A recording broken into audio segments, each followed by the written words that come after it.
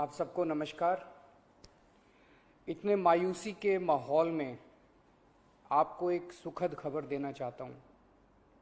पिछले 24 घंटों में कोरोना के दिल्ली में 10,000 से कम केस आए हैं। पिछले 24 घंटों में लगभग 8,500 केस आए हैं दिल्ली में। पिछले कई दिनों से दिल्ली में बहुत ज़्यादा केस आ रहे थे। 20 अप्रैल को तो 28,000 से भी ज़्यादा केस आए थे। आज 8,500 केस आए हैं। कई दिनों में पहली बार 10,000 के नीचे केस आए हैं। दिल्ली में संक्रमण दर भी काफ़ी कम हो गई है। पिछले 24 घंटों में संक्रमण दर केवल 12% रह गई है। संक्रमण दर का मतलब अगर हम 100 लोगों का टेस्ट करते हैं तो उसमें कितने लोगों को कोरोना मिलता है। ज़्यादा संक्रमण दर का मतलब होता है कि कोरोना बहुत ज़्यादा फैला हुआ है। आज ये संक्रमण दर केवल 12% आई है। 22 अप्रैल को ये 36% तक पहुंच गई थी दिल्ली में संक्रमण दर। इसका मतलब दिल्ली में अब काफ़ी कम लोग बीमार पड़ रहे हैं। अस्पतालों में भर्ती लोगों की संख्या भी अब काफ़ी कम हो गई है। पिछले 10 दिनों में दिल्ली के अस्पतालों में कोरोना के 3,000 से ज़्यादा मरीज कम हो गए हैं, यहाँ कि 3,000 बेड खाली हो गए हैं। और अब अस्पतालों में बेड मिलने में परेशानी नहीं हो रही है। हालांकि एक बात देखने में आई है कि आईसीयू के बेड अभी भी भरे हुए हैं। इसका मतलब सीरियस मरीजों की संख्या अभी ज़्यादा कम नहीं हुई है। अभी भी दिल्ली के अस्पतालों में आईसीयू बेड लगभग सारे भरे हुए हैं। इस दिशा में भी आपकी सरकार काम कर रही है। लगभग 1200 नए आईसीयू बेड बन के तैयार हो गए हैं और आज या कल में ये चालू होने वाले हैं। इससे अपने दिल्ली वासियों को काफ़ी राहत मिलेगी। दिल्ली में जो केस कम हो रहे हैं इसमें हर दिल्ली वासी का बहुत ज़्यादा सहयोग रहा है। हमने दिल्ली में बहुत कड़ा लॉकडाउन लगाया, लेकिन दिल्ली वासियों ने उसमें पूरा सहयोग किया। सबने पूरी तरह से लॉकडाउन का पालन किया। आज सब लोग बात कर रहे हैं कि दिल्ली वासियों ने इतने कम समय में कोरोना के केस कम कैसे कर लिए। ये केवल और केवल दिल्ली वासियों के अनुशासित आचरण की वजह से हुआ है। लेकिन लड़ाई अभी जीती नहीं गई है। लड़ाई अभी बाकी है। अभी भी 8,500 केस आए हैं। इनको 0 तक ले जाना है। कोरोना को पूरी तरह खत्म करना है।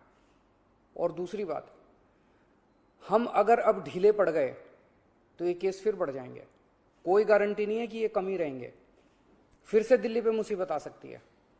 इसीलिए किसी भी हालत में ढिलाई नहीं करनी, कड़ाई से लॉकडाउन का पालन करना है और कोरोना से बचने के जितने भी उपाय हैं वो सारे लागू रखने हैं। दिल्ली सरकार भी अपने इंतजामों में कोई कमी नहीं छोड़ रही। हम अभी और नए ऑक्सीजन बेड बना रहे हैं। ऑक्सीजन के कई हजार सिलेंडर खरीद रहे हैं। नए नए आईसीयू बेड बना रहे हैं, ताकि भगवान ना करे अगर कोरोना के केस फिर से बढ़ गए तो हमारी तैयारी में कोई कमी नहीं होगी। पिछले कुछ दिनों में बेहद दुखदाई, बहुत दुखदाई दिन बीते। पिछले सभी कोशिशों के बावजूद हम अपने कई दिल्ली वासियों को बचा नहीं पाए। कई परिवारों में तो एक से ज़्यादा मौत हुई है। मैं भगवान से प्रार्थना करता हूँ कि इन सभी आत्माओं को शांति प्रदान करे। मैं ऐसे कई बच्चों को जानता हूँ जिनके दोनों माता पिता चल बसे। अब उनका इस दुनिया में कोई नहीं है। मैं ऐसे सभी बच्चों को कहना चाहता हूँ कि उनके दुख को मैं समझता हूँ, पर आप चिंता मत करना बच्चों। आप अपने आप को अनाथ मत समझना। मैं हूं ना। किसी भी बच्चे की पढ़ाई बीच में छूटने नहीं देंगे। हर बच्चे की पढ़ाई जारी रहेगी। हर बच्चे की पढ़ाई और उन बच्चों की परवरिश का खर्चा सरकार उठाएगी। ऐसे कई बुजुर्ग हैं जिनके जवान बच्चे थे, वो कमाते थे तब उनका घर चलता था। अब वो कमाने वाले बच्चे नहीं रहे। ऐसे सभी बुजुर्गों को मैं कहना चाहता हूं कि आपके बच्चे चले गए। इस बात का मुझे बेहद अफसोस है, लेकिन आप चिंता मत करना। अभी आपका ये बेटा जिंदा है। ऐसे सभी परिवार जिनमें कमाने वाले व्यक्ति की मौत हो गई, उनकी मदद सरकार करेगी। ऐसे परिवारों की हम आर्थिक मदद तो कर देंगे, पर ऐसे बच्चों को, बुजुर्गों को इस वक्त प्यार की ज़रूरत है, हमदर्दी की ज़रूरत है। मेरी ऐसे परिवारों के सभी पड़ोसियों और उनके रिश्तेदारों से विनती है, इनका ख्याल रखना। ऐसे परिवारों पे बहुत बड़ी मुसीबत आई है, इन्हें अपना प्यार और अपनी हमदर्दी देना। दिल्ली के 2 करोड़ लोग, हम सब एक परिवार हैं।